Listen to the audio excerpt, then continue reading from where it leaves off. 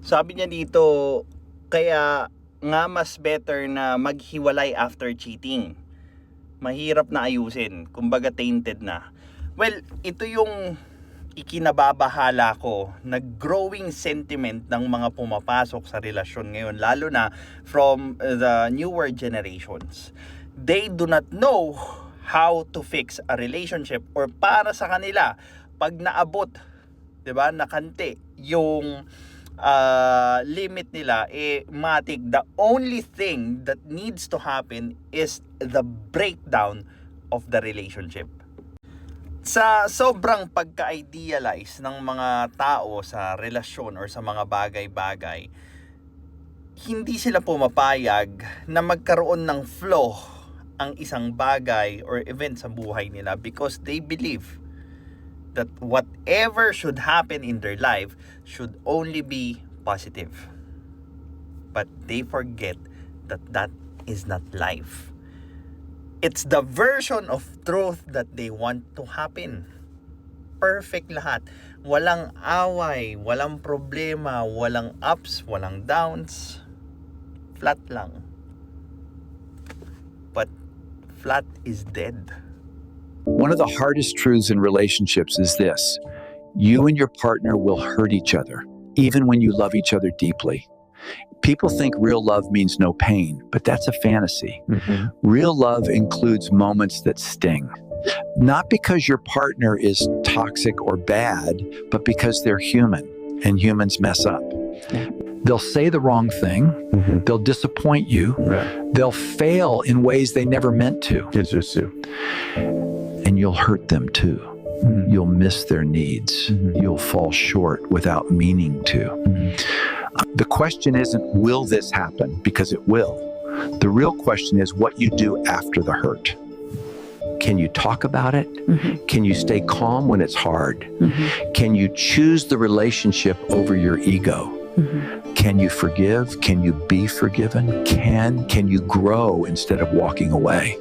There are no perfect partners, but there are partners worth keeping, the ones who stay and heal with you. Ang isa pa sa napapansin ko ngayon sa mga pumapasok sa relasyon na bagong generations ngayon is that they are very, very particular doon sa borderline na tinatawag. Doon sa parang boundaries daw nila kuno, so on and so forth. Ano daw, hindi daw pwedeng makante. Now, the problem with what they've set is yung mistake na yun is already a very common mistake na ginagawa or nangyayari sa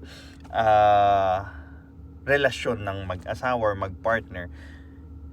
But instead of finding more about it, kinakahon nila yung concept ng cheating na yun sa isang napaka-liit na understanding, and ang ending, since hindi nga nila pinag-uusapan man lang or dinidiscuss man lang, lalo na yung root cause, umuulit lang siya, tumatalon lang siya doon sa next relationship, and kaya nagkakaroon ng maraming divorce or paulit-ulit na divorce because they did not learn anything from the experience.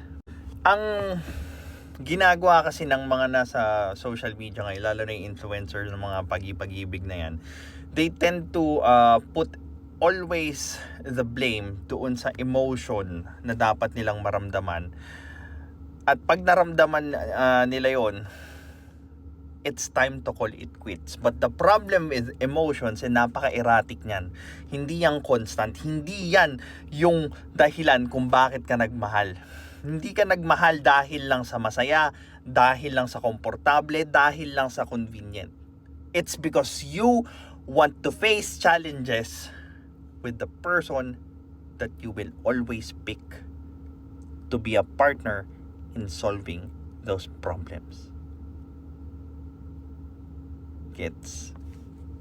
Kaya pansinin nyo, yung discussion ng mga influencer na yan about sa pagmamahal na yan, it's always attuned doon sa emotion, sa kung ano yung dapat gawin doon sa emotion na yon pag naramdaman na nila. The sad thing there, And the alarming thing as well is that they want to call it quits. Instead of, let's understand the emotion, let's understand the decision, let's understand the person who made a mistake, the person who've done you wrong. Diba? Ginawang disposable yung relasyon because ayaw na, mahirap mag-solve ng problema.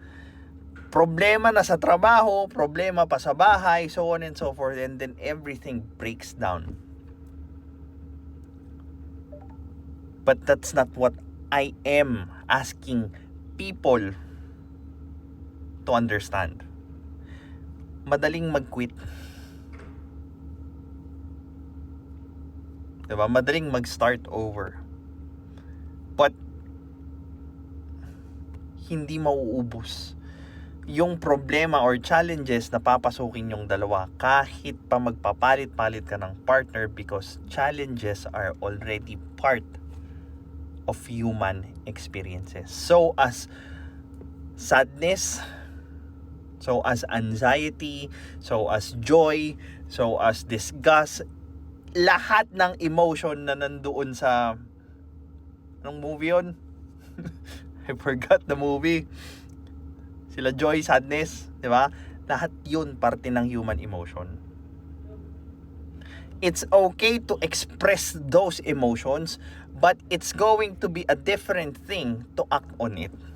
Lalo na kung yung actions na yun may lead to the worsening instead of the fixation ng issue or ng problem.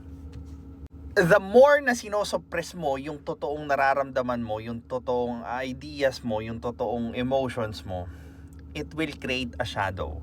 And yung shadow na yun, ang kokontrol sa subconscious mo at gagawa ka ng mga bagay na wala kang ka-idea, lalo na pag hindi mo tinanggap yung katotohanan na bumabalot doon sa iniisip, nararamdaman at emotions mo.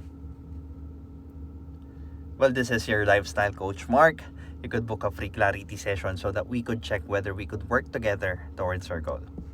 Have a good day.